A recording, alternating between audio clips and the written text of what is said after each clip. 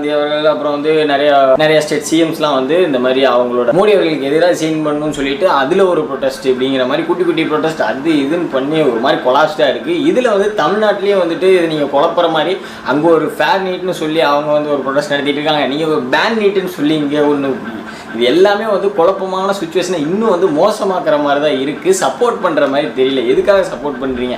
அவங்க பேசுகிற விஷயத்துக்காக சப்போர்ட் பண்ணுறீங்களா இல்லை வந்து நீங்கள் வந்து புதுசாக வந்து சரி இதுதான் நமக்கு யூஸ் இதை வச்சு தான் நம்மளும் வந்து நீட்டையே பேன் பண்ணணும்னு சொல்லி நீங்கள் இந்த மாதிரி இறங்கியிருக்கீங்களாங்கிற அந்த ஒரு தெளிவே வந்து தெரியல.